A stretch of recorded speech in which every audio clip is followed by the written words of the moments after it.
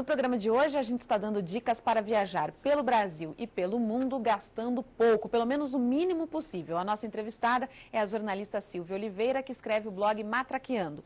Silvia, no blog Matraqueando você tem uma série, digamos assim, de reportagens que chama 50 euros por dia para gastar na Europa. Europa por 50 euros por dia. É possível gastar só 50 euros por dia na Europa? Como? Com muitas restrições. É bom a gente lembrar que gastar pouco não significa espiar os pecados a cada férias, né?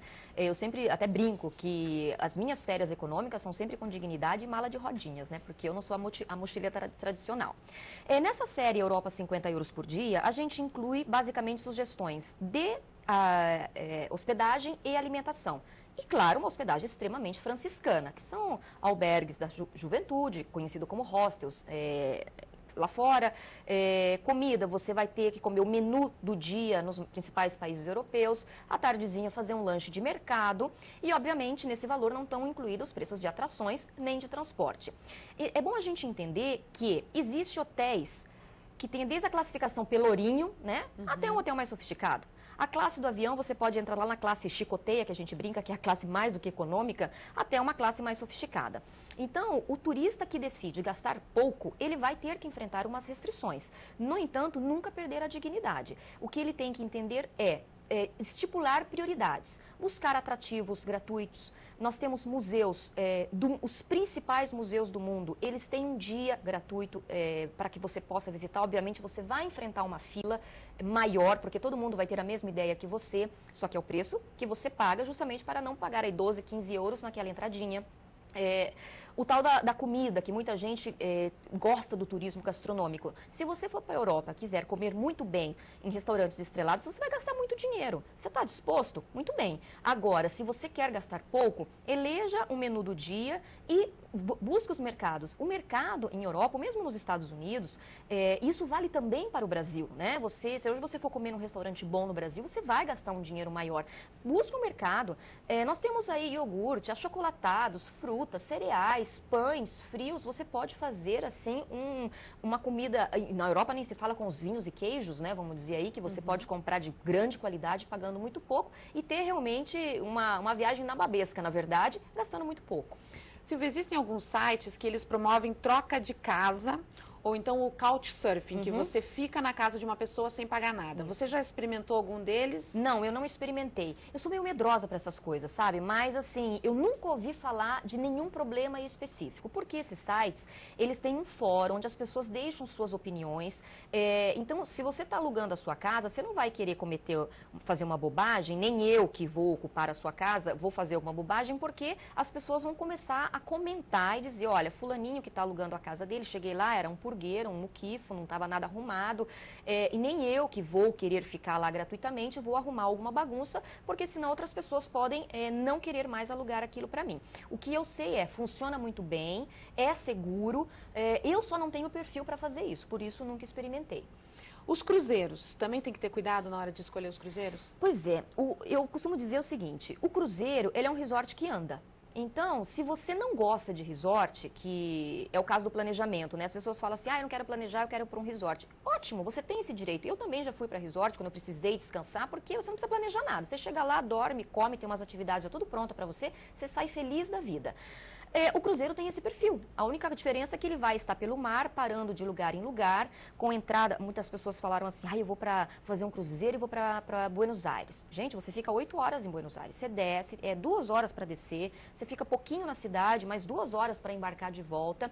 Mas tem muita comida, tem muita bebida, tem muita atividade já preparada. Ou seja, se o objetivo é conhecer Buenos Aires, não é a melhor alternativa. De jeito nenhum. Você teria que já fazer um outro tipo de viagem. Agora, quem busca aquele tipo de entretenimento, vai valer muito a pena. Uma coisa que as pessoas devem se preocupar muito é com o tal do enjoo. Então, existem navios hoje que causam menos enjoo, porque eles são maiores, têm mais estabilidade e tudo mais, porque muita gente fica completamente mareada em alguns cruzeiros e por isso perde a viagem. Eu costumo dizer o seguinte, existem 2 roubadas clássicas em viagem, ser assaltado e ficar doente.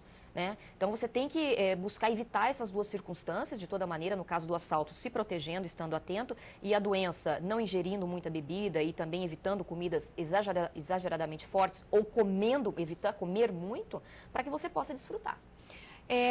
Existem alguns destinos que é melhor a pessoa ir por uma agência mesmo, porque são destinos muito exóticos, ou a pessoa não deve ir sozinha? Olha, isso é uma pergunta clássica e eu sempre digo, repito, depende do perfil.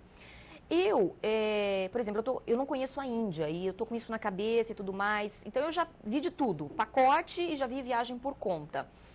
Eu tenho certeza que se eu for por conta, eu vou enfrentar um pouquinho mais de perrengue do que eu for por um pacote. Só que o pacote vai me deixar presa. Então, para o meu perfil, só de pensar que eu vou ter que entrar num ônibus, é um pacote que eu digo excursão, né? Uhum. Não só o hotel, coisa, comprar aquela excursão que ele vai me levar, isso me incomoda um pouquinho. Uhum. Agora, tem gente que não vai se incomodar nada, ela prefere ter que evitar aqueles perrenguinhos de ter que comprar uma passagem de trem lá.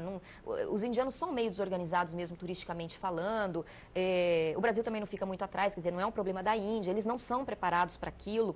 Então, tem gente que vai preferir não ter essa dor de cabeça. Eu prefiro me organizar o máximo possível e ter. Outra coisa de viajar sozinha ou não.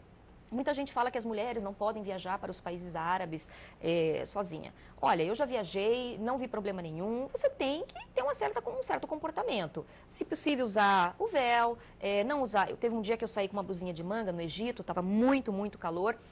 Alguns homens chegavam e passavam a mão assim em você. Não é que eles estavam te assediando, era que você estava meio que se expondo de uma forma que eles não estão acostumados. Depois foi só colocar uma calça comprida, uma camisetinha de manga maior, mas não tive problema nenhum mais. Vamos explicar então como é que é esse guia personalizado, é um serviço que você tem no blog. Porque acontece o seguinte, quando o blog nasceu há quase 5 anos, claro, a gente começou a gerar um conteúdo ali, muita gente fazendo pergunta.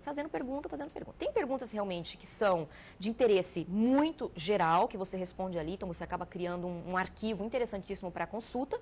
E tem aquelas que falam assim, olha, eu quero ir para a Europa, eu quero ficar 10 dias, o que eu faço? Assim, uma pergunta extremamente geral, eu não tinha como atender aquele pessoal. Eu comecei a responder, gastava aí 1 ou 2 horas por dia respondendo pergunta, e comecei a ver que tinha um perfil ali meio preguiçoso, de gente que não sabia nem clicar no Google ali, Europa, como eu faço, tudo mais. Então eu passei a oferecer esse serviço, até como uma resposta a essa pessoa que tinha uma certa preguiça de procurar. Mas eu descobri, na verdade, um outro perfil de um pessoal que é muito ocupado, não quer se preocupar em ficar pesquisando e então compra esse serviço. E ele pede tudo personalizado. Mas ele não quer o pacote da agência que é igual para todo mundo. Ele Exatamente. Quer especificamente para ele. Olha, eu já fiz muitos guias personalizados. 100% deles foram de viajantes independentes. Uhum. Eles foram por conta, compraram a passagem no hotel. Então eu orientei esse processo. Eu não reservo passagem, eu não tenho um trabalho de agência de viagens, tudo pelo contrário. Eles que fazem as reservas, compram hotel, tudo, mas ele diz assim, olha, eu gosto de comer bem. Então, você tem esse restaurante. Olha, eu gosto de comer bem, mas eu não quero gastar muito. Então, você vai ter que, em 5 dias da viagem, ir em restaurantes menos caros e um dia você se dá o seu momento extravagância, que é um ponto interessante que a gente não falou das viagens econômicas. Uhum. Toda viagem econômica deve ter o seu momento extravagância, porque senão você sai dali deprimido, né? Então, último dia você escolhe um hotel melhor para ficar, consagra com um restaurante melhorzinho que você goste, fique num castelo na França, enfim, que a gente fala momento extravagância, não que significa gastar milhões de euros, é dar-se ao luxo de buscar alguma coisa que não estava previsto no seu roteiro inicial.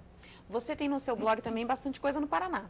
Muita coisa. Tem muita gente que mora aqui e não conhece o Paraná. Você sabe que este ano, inclusive, o ano passado eu foquei Brasil, fiz uma expedição Brasil Express, só que eu revisitei alguns estados do Nordeste, e o meu foco esse ano é o Paraná. Na verdade, a gente já tem muita coisa do Paraná, mas eu quero refazer vários roteiros e ir a alguns lugares que eu não conheço, como Superagui, por exemplo, destrinchar todo o Paraná, porque definitivamente o Paraná, ele está naquela lista de estados assim como Espírito Santo, Pará, que a gente sabe que tem alguma coisa, mas não conhece muito bem. E são estados maravilhosos, extremamente turísticos, para todos os gostos. O nosso caso, por exemplo, turismo gastronômico, ecoturismo, temos aí Foz do Iguaçu, o segundo destino mais visitado do Brasil, só perde para o Rio de Janeiro.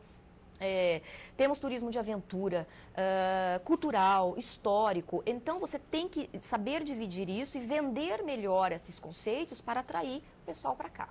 você eu vi recentemente no teu blog, tem a Lapa, tem lugares inclusive perto de Curitiba e em Curitiba mesmo. Em Curitiba mesmo, porque... Para quem é daqui mesmo. Para quem é daqui.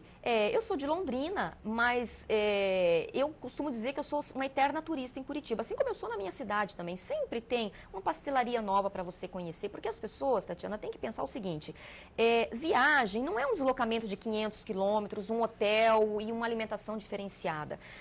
Eu costumo dizer que se eu for um domingo à tarde numa cafeteria gourmet aqui em Curitiba, tomar um café com um salgadinho mais sofisticado, é a grande viagem, né? Você vai gastar pouco e você vai ter uma história para contar. Os museus, que muita gente tem pavor de museu, ai, porque coisa chata. Gente, o grande processo criativo da vida está nos museus, né? Seja um museu histórico, seja um museu de arte.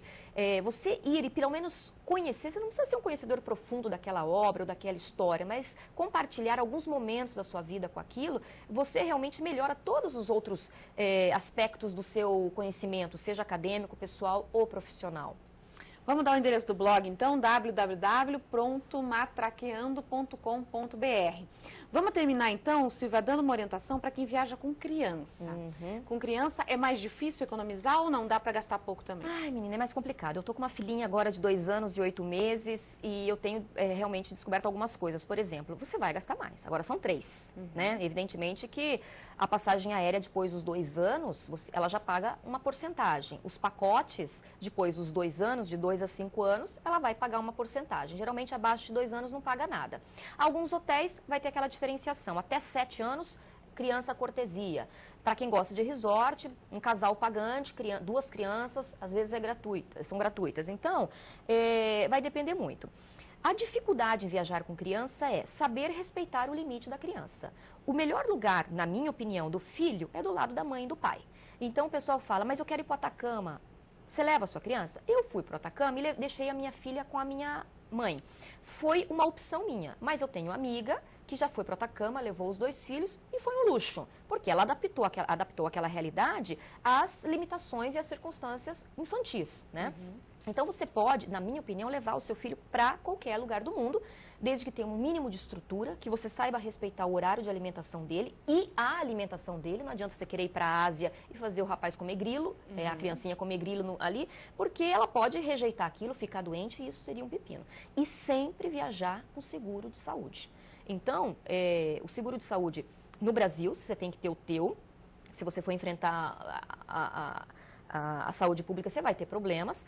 E fora também é a mesma coisa. Então, você tem que ter o seu seguro. Evitar assalto, principalmente com criança, né? O meu irmão esses dias dizia, eu não quero ir para a Europa, porque eu morro de medo de levar meu filho para a Europa e ele ser roubado. Eu achei engraçado isso, que são medos que as pessoas têm. De fato, isso pode acontecer, mas pode acontecer aqui no Paraná, pode acontecer em qualquer lugar.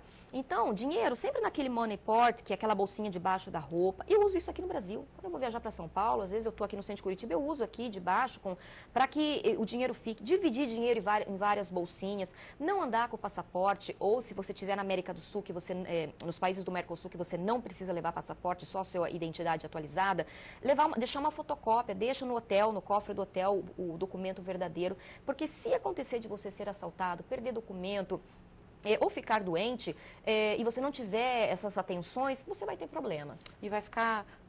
a viagem não vai mais ser gostosa, né? Exatamente, você perde a tua viagem e tem pessoas que se traumatizam, deixam de viajar um bom tempo porque, porque eu fiquei doente na viagem tal, ou porque eu já fui assaltado, exatamente. Silvia, muito obrigada pela sua participação aqui na Seu Direito. E entre também no blog da TV Sinal. Confira a nossa programação completa. O endereço é tvsinal.wordpress.com. O Seu Direito volta amanhã, ao meio-dia. Eu espero você até lá.